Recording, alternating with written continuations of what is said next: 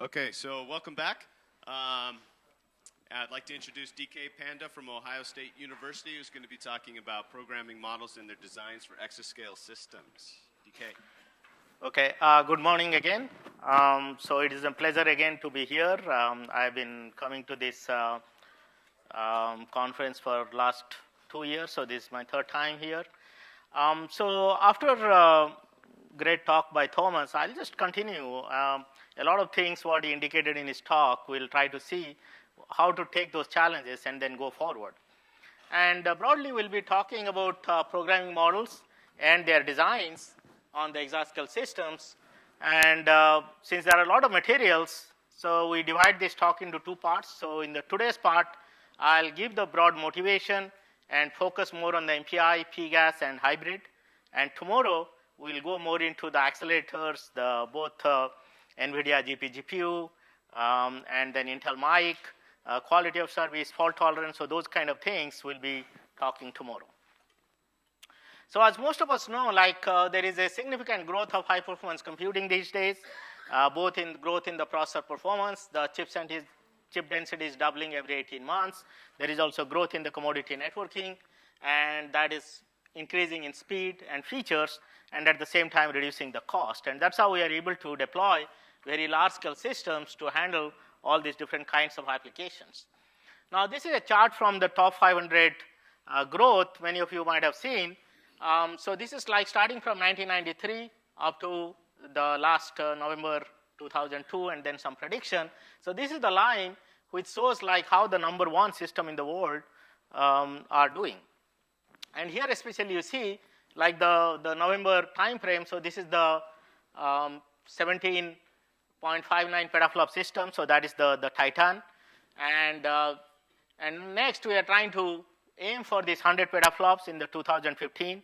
And of course, there are a lot of countries are competing, and we'll see like which country comes out the first for the 100 petaflop system. And then everybody is still talking about the Exaflop systems. The original target was 2018, but we'll try to see whether it will come in 2018, or people are predicting that it will mostly happen in this time frame, 2019 to 2022. So that's the kind of things we'll keep in mind. Now, interestingly, when we are talking about all these top 500 systems, the clusters themselves are also making a big place. And here especially it shows from the same top 500 statistics. If you see like in the November 1996, there were very few systems were clusters. So the previous machines were the massive iron systems. And gradually the clusters have gone up. And in the recent years, it is almost like 82, 83, 84% kind of machines on the top 500 systems are clusters. So that means the clusters are actually becoming very significant in this domain.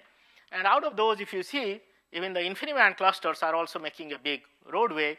So here you will see that almost like in the last November 2012, there are 224 IB clusters.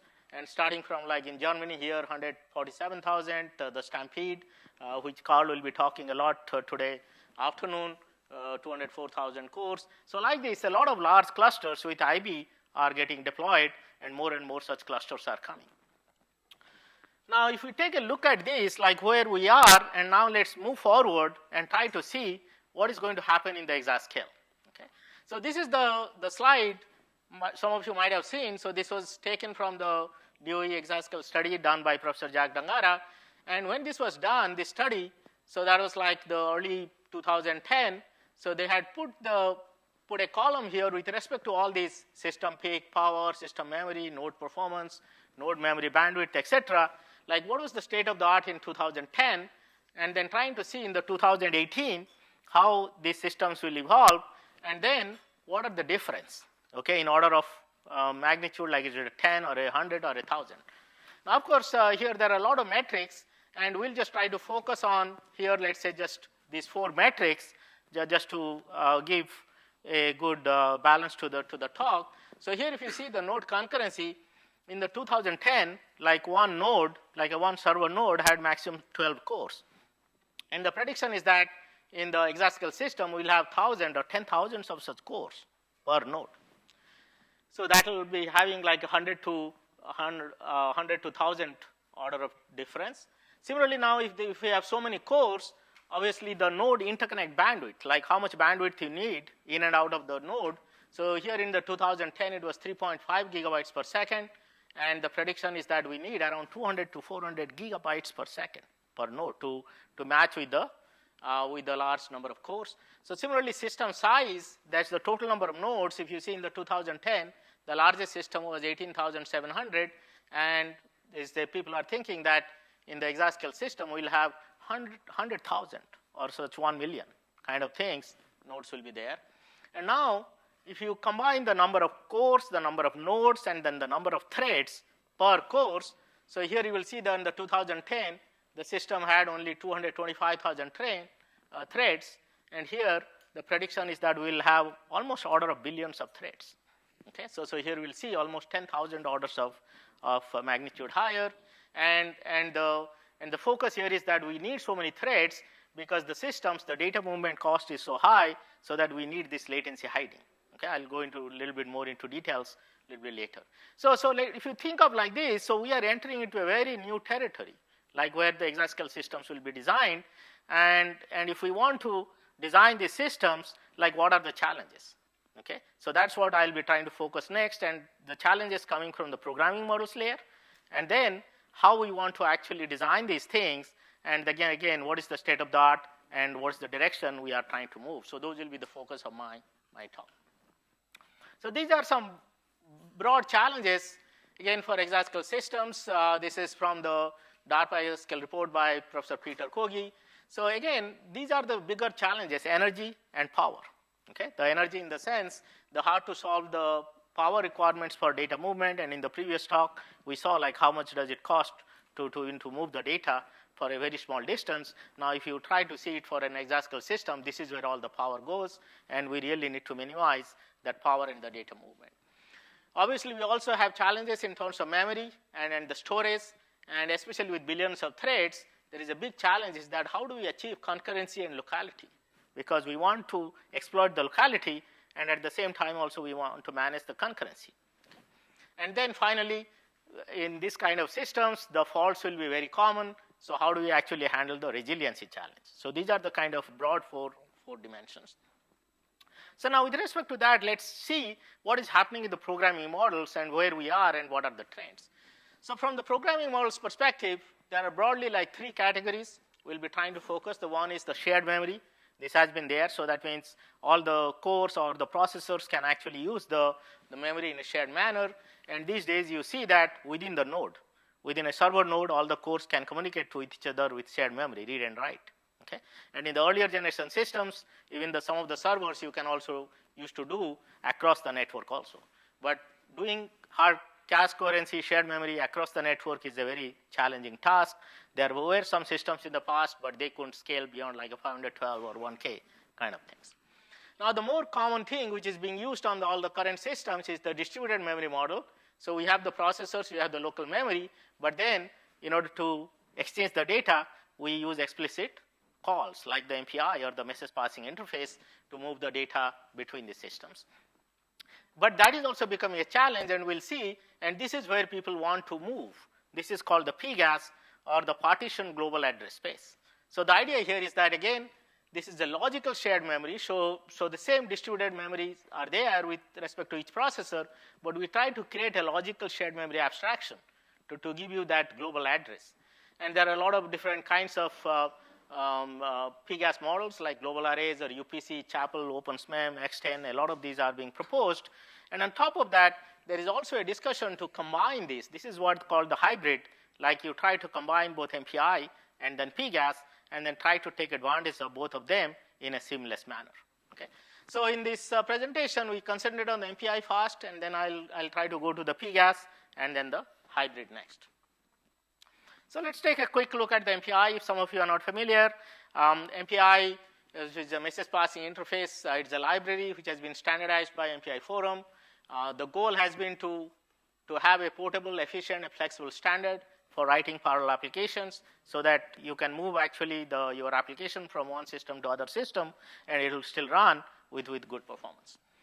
It is not an IEEE or ISO standard, but it's widely considered the industry standard for all HPC applications. So this is how it evolved MPI-1 started in 1994, MPI-2 came 1996, but for almost like 12 years, there were no development. So it was the MPI-2 which was the state of the art, and then again 2008 onwards, the MPI forum reconvened, and then just last year before SC12, MPI 3.0 was introduced, and then after that, the MPI forum is again meeting this year to go into the successive plans of MPI 3.1, 3.2, 4.0, etc. So broadly, if you see what is there inside MPI, if some of you have not used it, so it basically standardizes the way you can actually send data from one node to the other node, like a point-to-point communication. We'll call two-sided. That means one is doing a send, another is trying to do a receive. The other one is the collective communication. So a lot of nodes are participating. So these are the kind of calls like a reduce, all reduce, barrier, all-to-all kind of calls. And then there is a lot of focus these days on one-sided communication.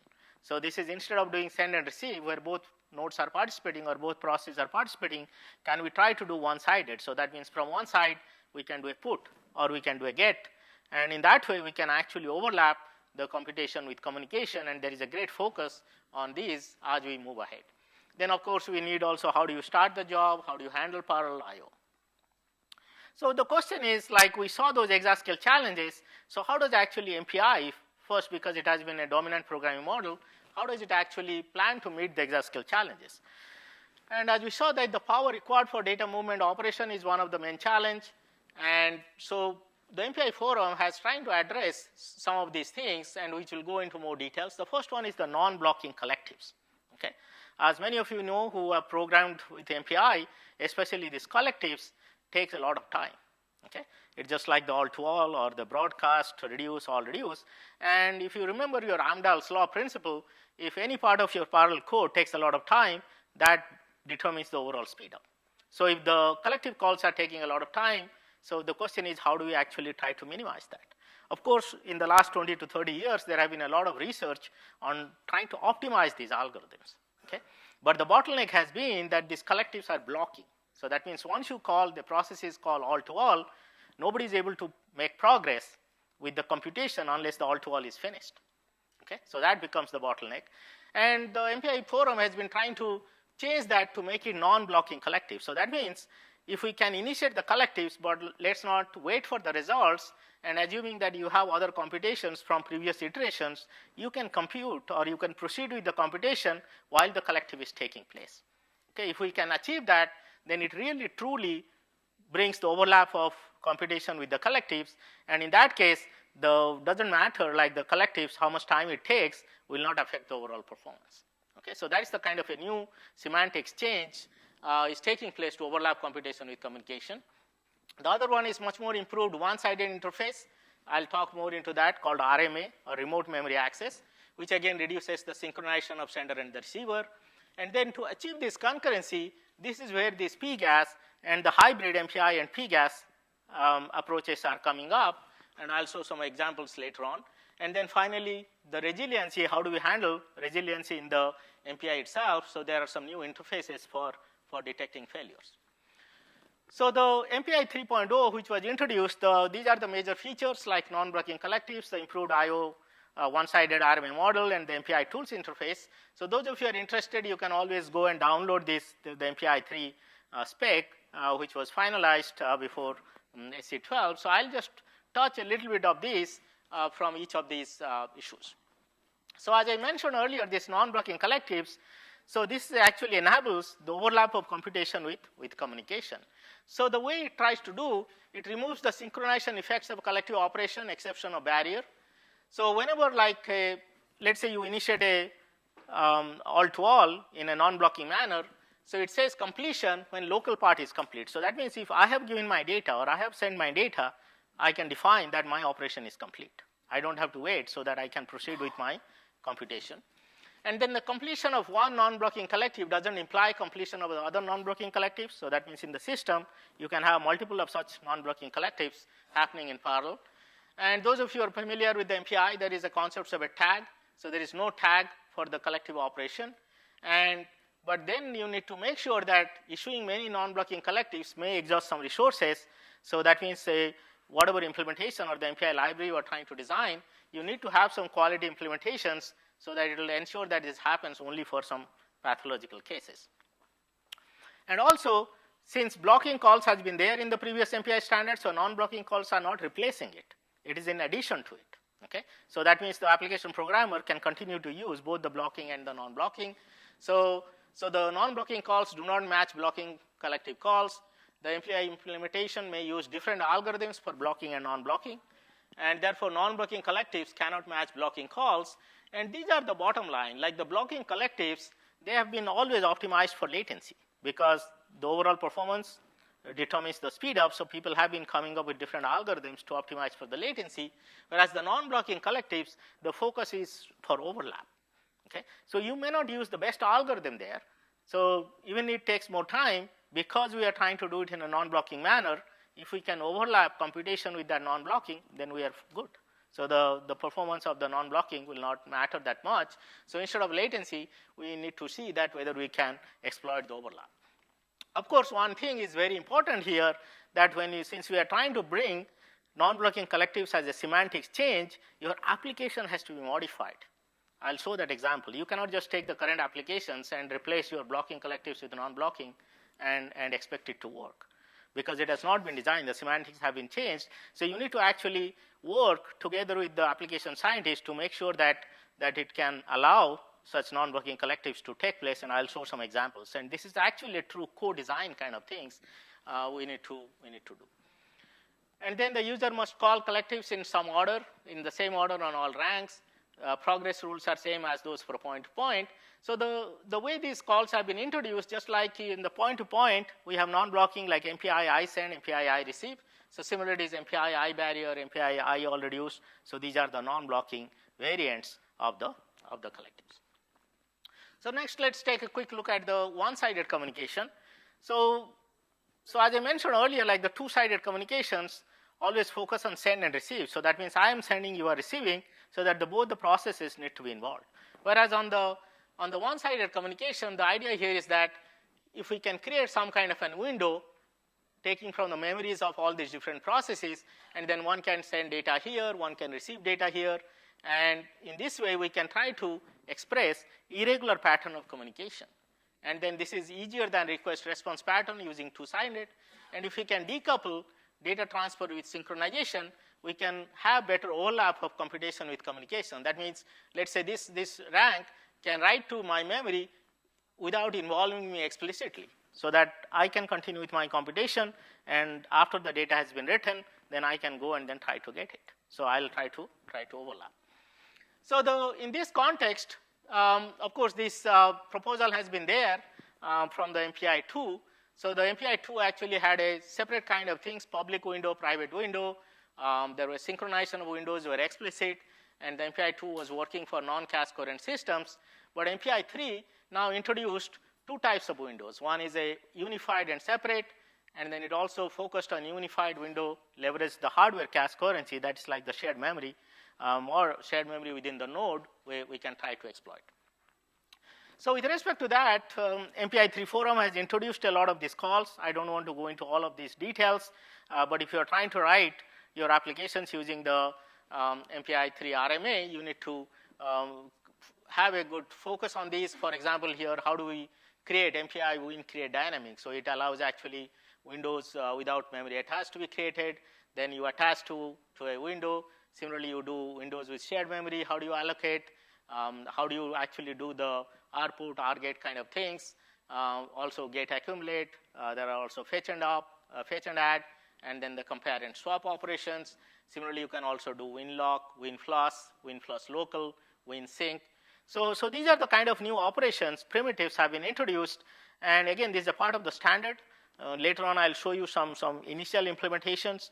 But again, we will have to wait and see how the application scientists can take advantage of these RMA calls. So in the few years, we can see some examples coming out, or application scientists rewriting their applications to really exploit the overlap here.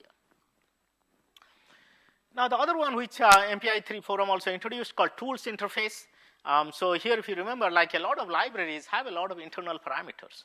And of course, there are a lot of tools also being being designed to find out, okay, how should you tune an MPI library, or what parameters you can take from the MPI library, or how do you know that there are some bottlenecks like memory footprint issues in the MPI library. So all these things are being done in an ad hoc manner, and MPI 3 forum actually tries to standardize it with beyond the PMPI interface.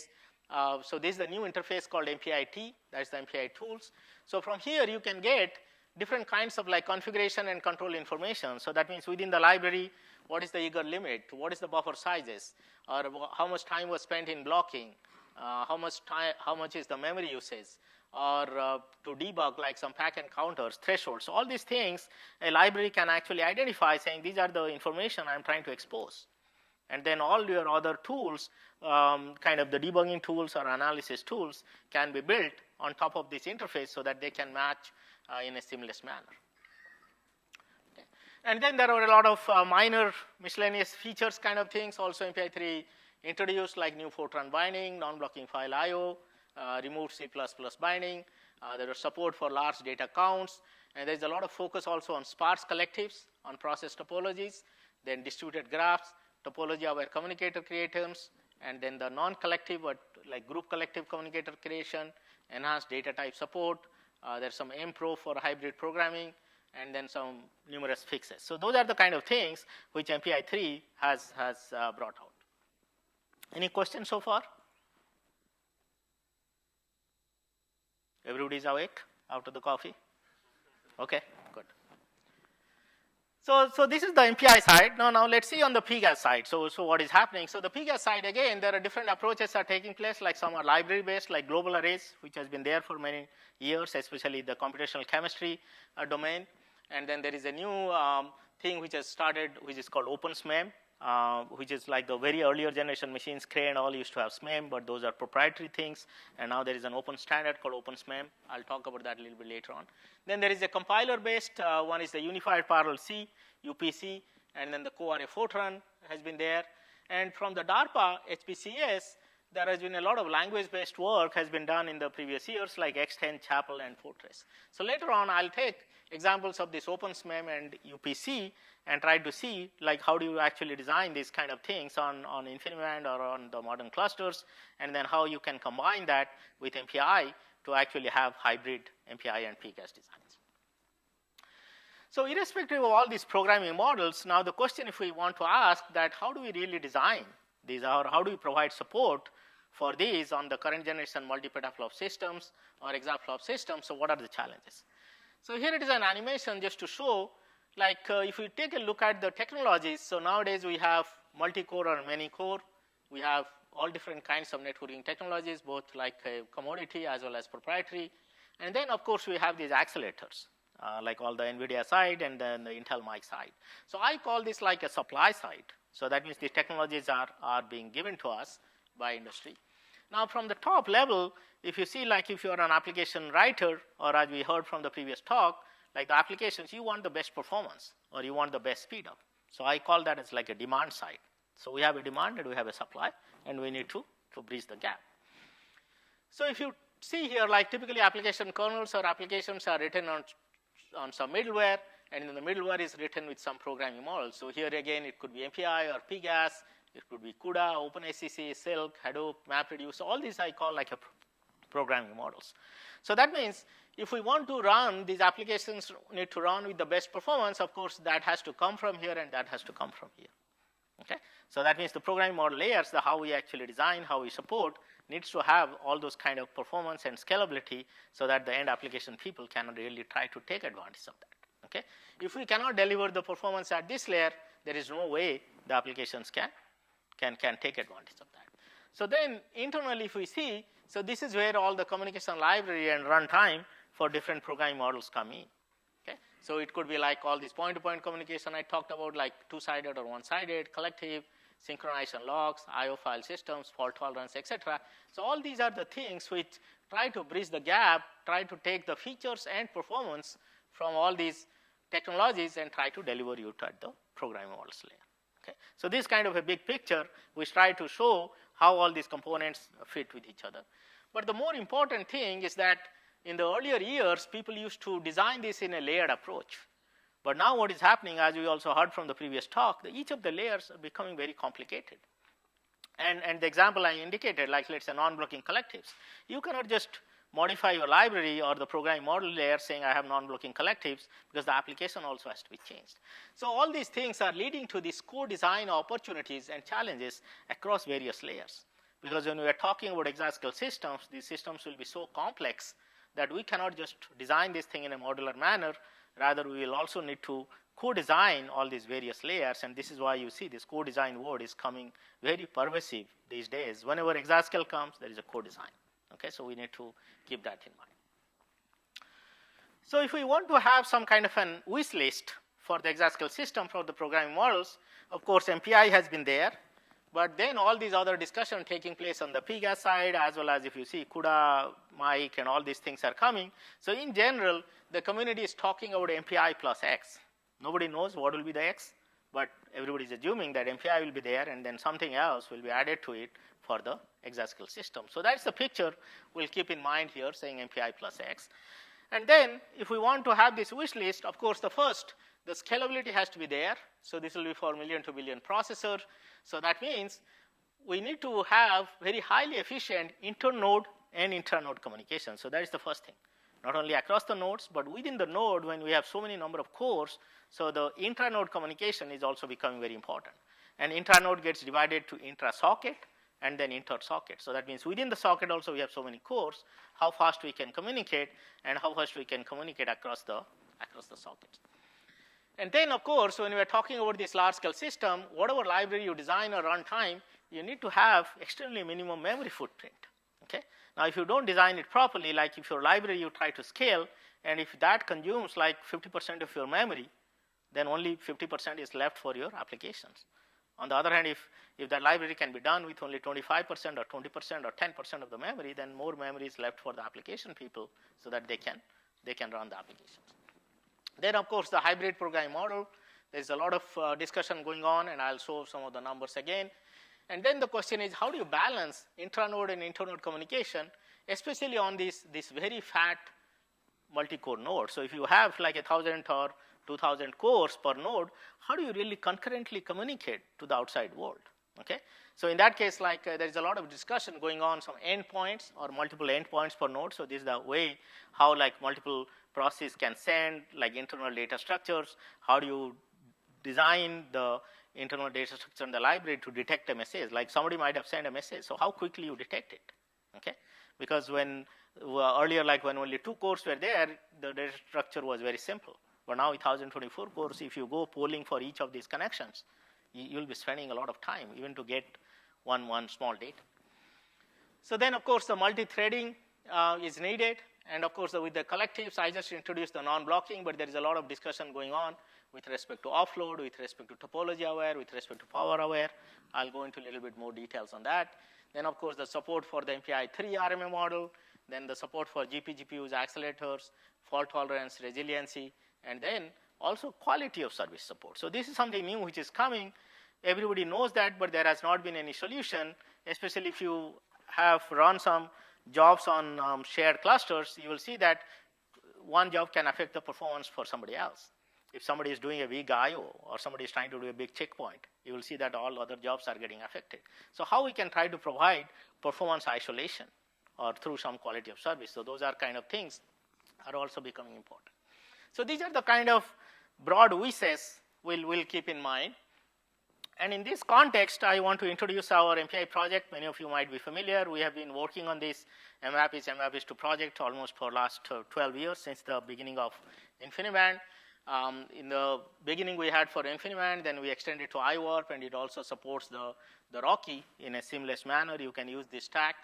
And we had the MPI, which was an MPI-1, and that has been outdated now, but focus more on the MPI+2, which until before SC12 had MPI 2.2 support. Now it has MPI 3.0 support. And since last year, we have also introduced this MPI+2X, just like the MPI plus X, keeping in mind. So it actually supports hybrid MPI and PGAS, and on the PGAS side, it supports both UPC and OpenSHMEM.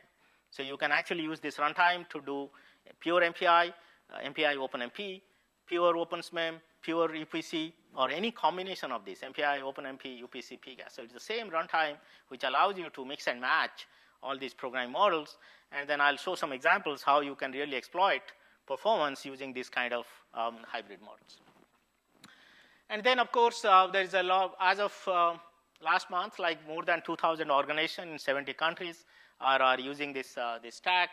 And not only just a large number of users are there, but this is also empowering a lot of these top 500 clusters. In the last decade, every year, like a lot of large top clusters are using this. And the top one now is the Stampede system, which again, Carl will be talking today afternoon more on that. So we are actually a partner of this NSF TAC Stampede project, which uses the latest InfiniBand FDR with Sandy Breeze and also Intel Mic. So you will see that all the three latest technologies are being used on this Stampede system. So so we made a recent release just a few weeks back in the MPI+2 side and MPI+2X side. So we added some features, and I'll be talking some of these features later on. The first of all, again, it supports all the MPI3 features. That is, so you can actually experiment with all these MPI3 standard calls.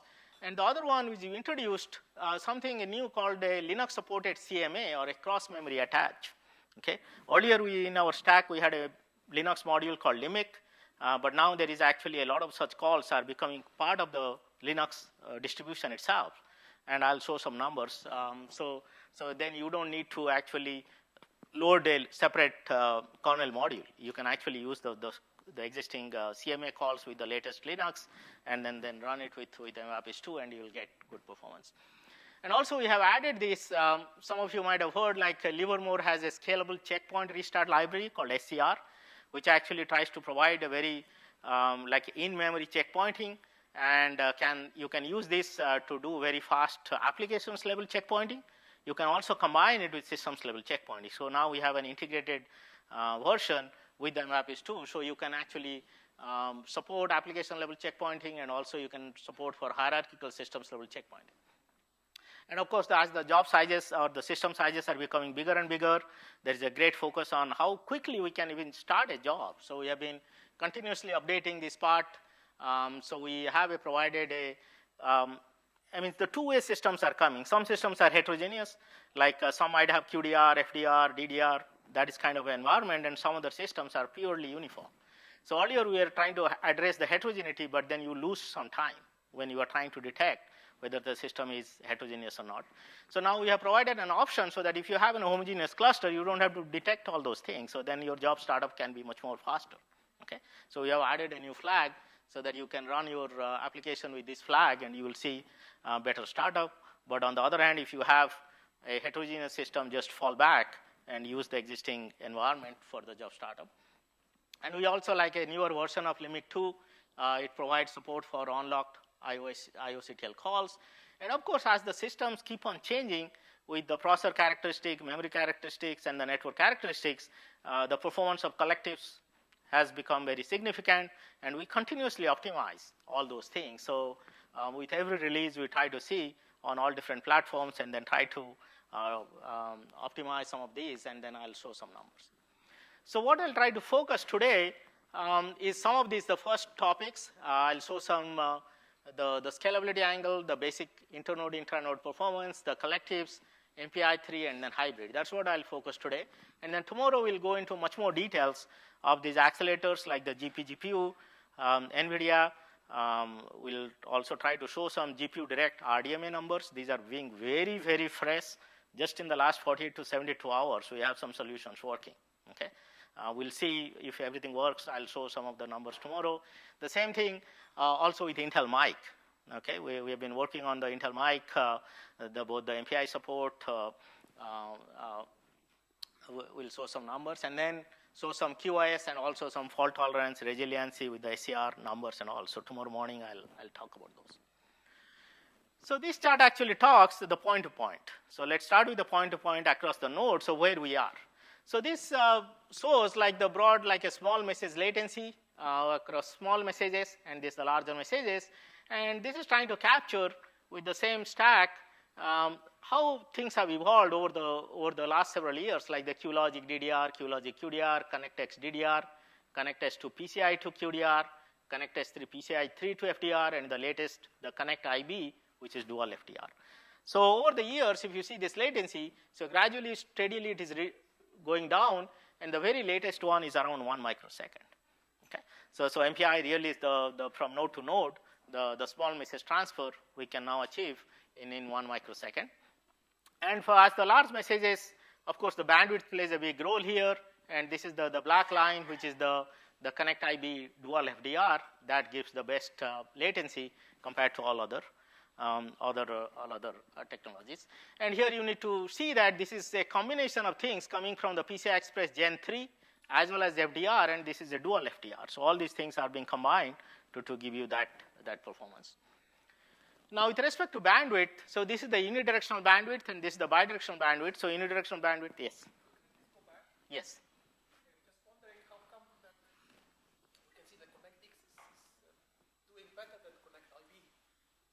Yes. So the thing is here, what happens is, if you see this, the black line has dual FDR. So you need to run it in a multi-rail configuration. So our MPI stack, when you are trying to do it for both rail, it has some additional overhead. Okay, so that's why it is slightly worse than the green line. Okay, but on the other hand, if we whatever, like let's say instead of dual FDR, if EDR comes, which is the single one, so then we don't have to use the dual rail. So then the performance will be equivalent to the single rail. Okay, any other questions here? Hussein is very awake. Okay. So here we see like the unidirectional bandwidth, and so the rate at which we can send data from one node to the other node. And here if you see, especially the dual FDR, this is 12.5 gigabytes per second, and if you multiply with 8, so it is effectively coming very close to 100 gigabits per second, and that's how the dual FDR is. So we are able to really, using the dual FDR with the PCI Express Gen 3 on the Sandy Bridge, we are able to really achieve very close to 100 gigabits per second unidirectional bandwidth. And this is the bidirectional bandwidth, and again you will see that is a big gap from this FDR to dual FDR. Okay. Now those are the point-to-point, but then I also talked about the scalability angle, like how you scale into large-scale system, and there the memory footprint and the performance comes into play. Now here what we have done is, as some of you know, in the InfiniBand standard, there are all different kinds of transports like a UD, RC, which is the unreliable datagram, reliable connection or extended reliable connection. Now RC is good, but then what happens is when you keep on increasing the system size with RC or XRC, the number of connections keep on increasing, and that actually puts more pressure on the memory footprint. Okay? So what we have done here is a hybrid design. It's just like we have taken the example of like a car. If you think of the hybrid car, you want to use the best manner, the gas and electric, to give you the best mileage per gallon of the gas. Okay? So here what we have done is, it actually the MPI+2 stack, actually internally when you are running the jobs, it evaluates the characteristics of all of them and use two sets of transports in the same application to get the best of both. Okay? So effectively you can see that it's trying to monitor internally, saying which are the processes trying to talk to each other more frequently. Okay? And those are the connections, actually we use the RC. All other connections can go with the UD. And whenever you see very large scale jobs you are running, not all processes are communicating to all of them in the same frequency. Okay? So with that, we are able to actually get the best hybrid, and this is actually application transparent. So that means you as an end user doesn't have to do anything, but there are a lot of knobs. Okay? And as a system administrator, when you are trying to deploy based on your system, based on your characteristic of the system, we can actually work with you, or you can actually also select some of these parameters. All the parameters are public, so that to make sure that you have a best hybrid design. And this has been there for many years, and some of the systems actually use here.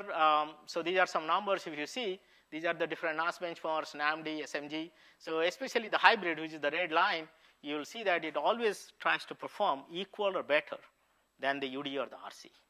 Okay? So we give you the best performance, and at the same time, the memory footprint is always the lowest. So if you have a large-scale system, I'll strongly suggest you to use this environment. And here it shows another example, like a HPCC random ring latency. That is a very common metric a lot of people use for procurement and all. So here you will see that there is a big difference. Just even the 1K processes, if you purely use UD or the hybrid, you are able to reduce this latency from like 20 to 40%. And all these things you can do. These were the numbers were taken on the Livermore Hyperion cluster. And so RC is the default, but you can actually switch the same library to use UD with this flag or to use hybrid with this flag. So there are some common flags you can turn on. These are all runtime things, so you don't have to build separately. And then try to see for your application which mode gives you the best performance.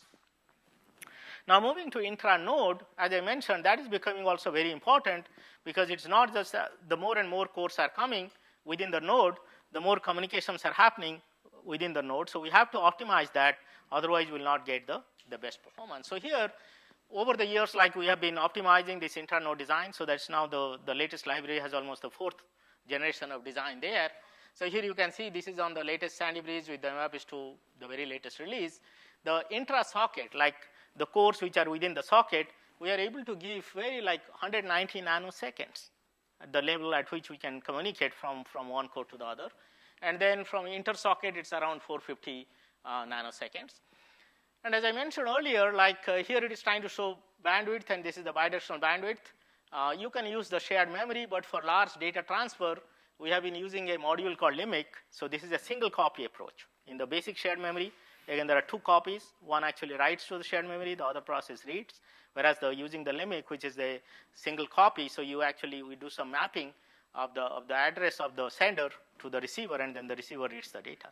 So with this limit module, you can see that you get very good benefits both for bandwidth and bidirectional bandwidth. So far this limit module has been a separate module. Some of the large scale deployment like Ranger, Lone Star, and TAC at some other places, they have been using that.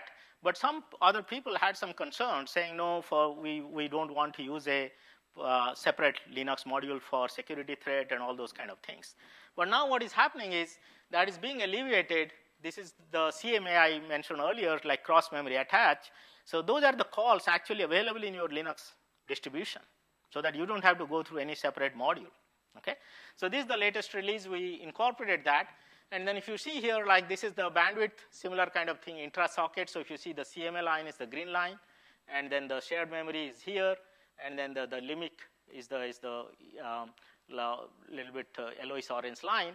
And of course, there is a kernel modules give you always the benefits compared to the basic shared memory. And within limit and CMA, they more or less perform similar, except like some cases, CMA loses out a little bit. So what here it means that CMA actually provides an alternative to limit 2.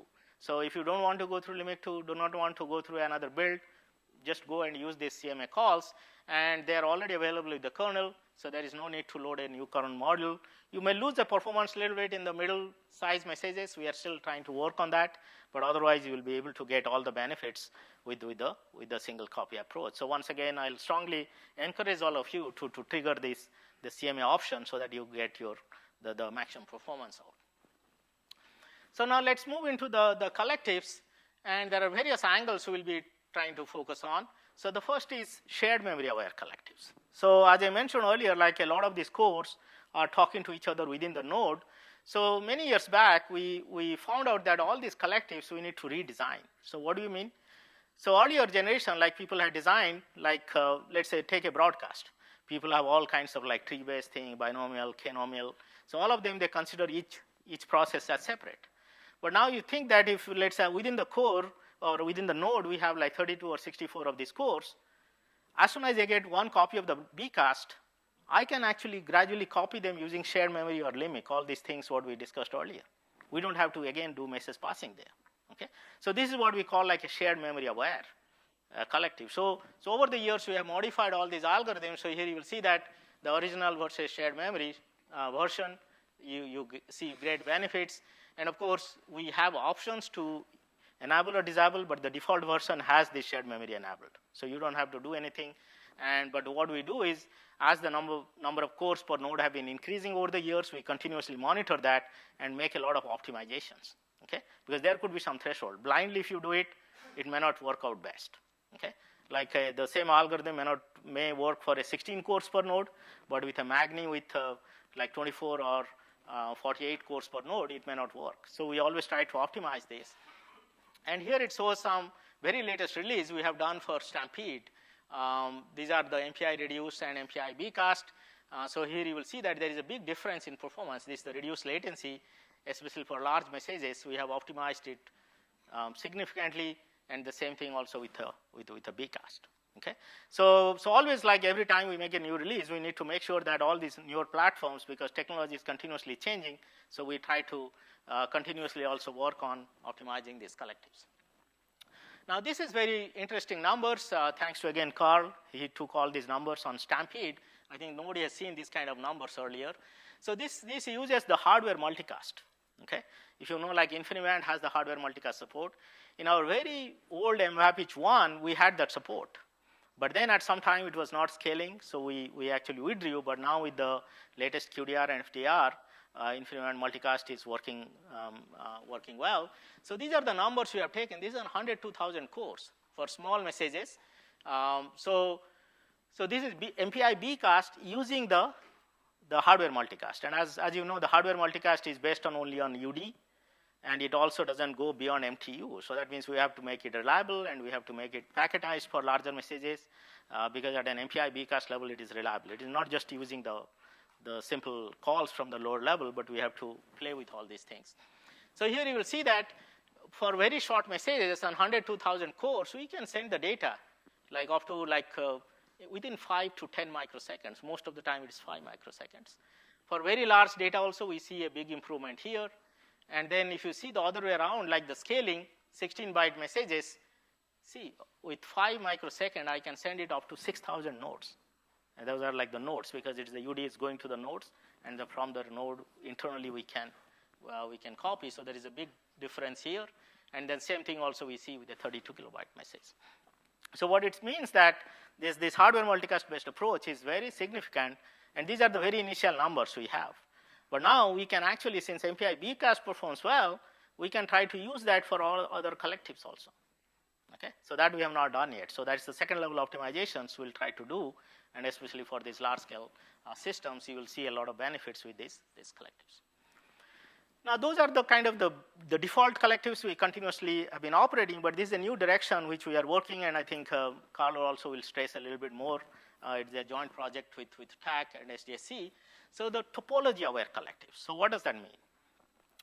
So even though you optimize all these collectives, so what happens on a large-scale cluster, let's say a new job comes, you will see that they get mapped to all different available spaces. Okay, I mean that is a typical scheduler does at any center. So now if these jobs are distributed like this, when they do actually the collectives, you will see that the jobs blue, the green, when they do, there is a network contention here. All right. So even though like we have as an MPI library or for us or anybody else, whoever has MPI library support, they have optimized all their collectives. But when it runs on a real system, there is a big difference. Okay. So no matter how much you have optimized, it behaves in a different manner. Okay. So then you scratch your head saying, okay, how come the performance is not as expected? Okay, but this is what is happening in the network contention. So the challenge here is that can we make it topology-aware collective? So that means when the job is being launched, can we actually detect the topology for that job, like how it is running on which racks, how their connectivity, and then internally adapt or select an algorithm which is best for that particular run. Okay, so it is like just like if you remember, like always we drive on the road. But every day we don't take the same road, am I right? If you see some congestion happening, we deviate a little bit and then reach our final destination. So that's what is happening. So within the library, we can have a lot of different algorithms, but in the runtime, we can select which one will work best for that particular one. Obviously, there are two challenges here: how quickly detect the topology, and with a lightweight manner, and that's what actually the TAC people have done, thanks to Carl and his team. And with that information, then we can take it and then they select which algorithm is good. So here it shows some examples here. Let's say gather, scatter. So you see like a 54% benefit, 22% benefit. Or here it is trying to estimate with increased number of ranks how much benefit we can get. Then this is like the same thing, topology-aware bcast. Different algorithms are there. Here we can say like almost like a 14% improvement we see. And the impact of topology-aware schemes becomes more and more pronounced as the message size increases and the system size scales.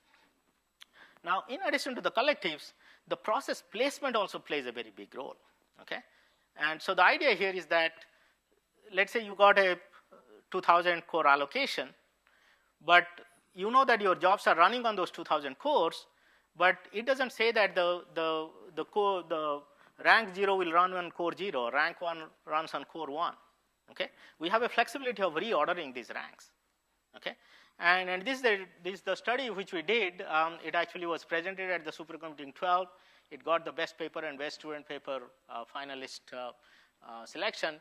So what it does is, like this is a dense slide. So the question is, how do we design the MPI communication library in a network topology-aware manner to efficiently leverage the topology information generated by our service? And then how we can actually see the overall performance on an application. So this has been done study with a MILC, which is a very common application on Ranger. So here if you see the color coded ones, like saying red is intra-node, that means within the node. Then 1 hop, 2 hops, 5 hops, 7 hops kind of things. And through this process placement, we are able to like see between here and here, we are able to increase the intra-node fraction of the communication. So that means those ranks which were communicating more frequently were moved within the same node. It's not like a dynamically things happening. Just before the job gets launched, we reorder them and then launch. Okay, there is no migration or nothing is happening. Okay, we just understand the communication pattern based on the topology. We say that, okay, this rank should run here, this rank should run here, this rank should run here to minimize the communication. So we increase the intra-node, and similarly we reduce all the other 1 hop, 3 hop, 5 hop, 7 hop, and then we get the around 15% benefits here. So other one is collective offload. This Mellanox has been working on the Connect X3. So here the idea is that this is actually, the adapter can handle this kind of a task list, and then based on the data, it can actually do multiple sends, it waits, and then it actually sends the other one.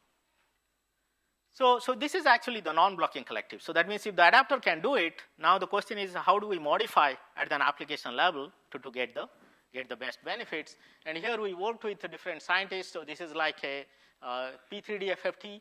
We modified all-to-all to make it non-blocking. HPL we made it non-blocking. And this is another PCZ solver with offload. So here you see like 17% or 21% benefits we see here.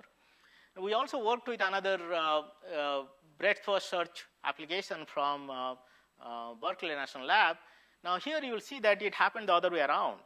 In the sense, if you see here, like we were able to reduce this communication, which is the yellow part, but then this application was not written with non-blocking in mind. Okay? So when we worked with the application scientists, they had to actually introduce some additional overhead in computation to make it non-blocking aware. Okay? So that means overall, even though we reduce the communication, but overall the computation still, you have to do some more. So in this case, it is trying to show that the application scientists need to rethink how the applications need to be rewritten to exploit the non-blocking characteristics. So similar kind of things are happening in the power aware.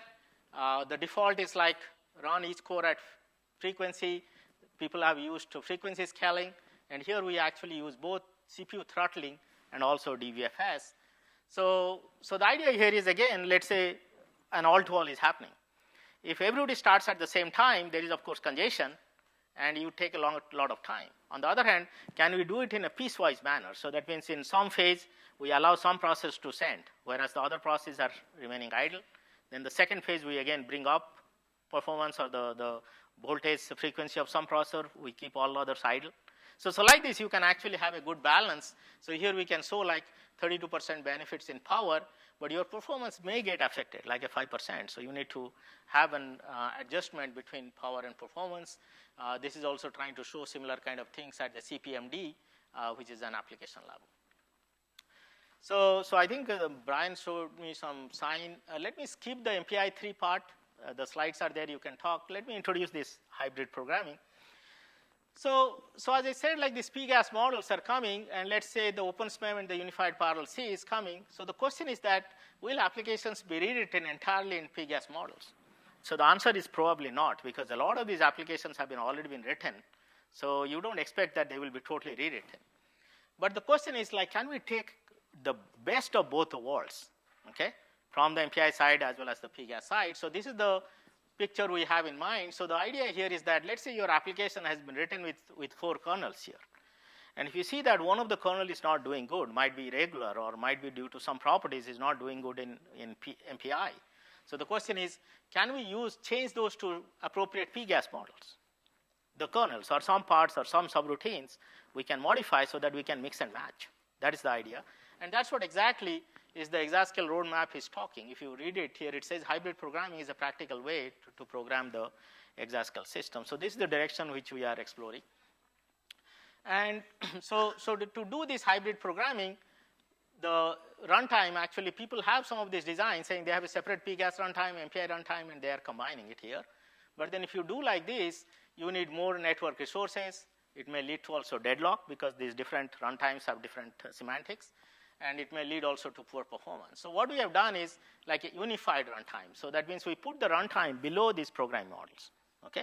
So at an InfiniBand level, it doesn't matter whether a packet is coming from MPI or from PGAS, okay? It is still the network transport, so we unify at that layer, and then that leads to optimal network resource usage, and there are no deadlock and the best performance. So we have done this, like this is the MPI and OpenSHMEM. So that is already available in the MPI+2. You can try to use that. We also introduced a set of like OSU benchmarks. If some of you are familiar, we had a set of MPI benchmarks. We have now extended to OpenSHMEM benchmarks. And here you will see that pure OpenSHMEM runs, we can also give you better performance. Let's say here it is a put. We give better performance compared to the publicly version OpenSHMEM. The same OpenSHMEM applications, we can give you also good benefits. But more interestingly is this hybrid. So here it is a 2D heat transfer modeling. This is a Graph 500. So we have done a mix and match. Like some kernels we have taken and used it appropriately for MPI or OpenSHMEM. And here we see like almost 34% benefits here and 45% benefits here. And at the same time, the network resources, we reduce it to like 27% because of the unified runtime. So the same storyline also is the UPC and OpenSHMEM. I'll skip some of these things and here show the example. Like MPI and UPC, this is a NAS-FT. The idea is same. Like you can take out one kernel and then replace that kernel with your other programming model and then see the benefits. Here we get almost 34% benefits in the 128 cores. So these are the kind of things. It shows like if you can really use this hybrid version, you can actually mix and match your programming models with the application requirement and see how it can scale on your system. So with this, let me close here. As I introduced, like gave an overview of the MPI. MPI has been the dominant programming models. As MPI standard continues to evolve, these PGAS and hybrid models are emerging. And I outlined multiple challenges and designs to how do you design these programming models on modern cluster, and I outlined some of the solutions from the MPI+2 and MPI+2X. So tomorrow we'll continue forward, and then we'll try to see this how we handle this in the NVIDIA GPUs, support for co-processor like Intel Mic, QoS support, and fault tolerance. Now tomorrow afternoon, I'll also give a different talk. It's a little bit different, but the ideas are similar, especially this focusing on big data.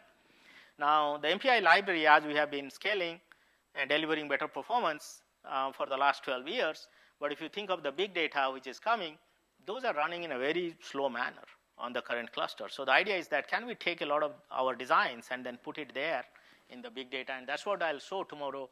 We have accelerated like Hadoop, the HDFS, MapReduce, HBase, as well as Memcached, and those are the kind of numbers I'll be trying to show some more tomorrow. So with this, let me conclude here. If there are any quick questions, I can handle it now, or otherwise I'm here today and tomorrow, and then we'll have more time to discuss in person. Any quick questions?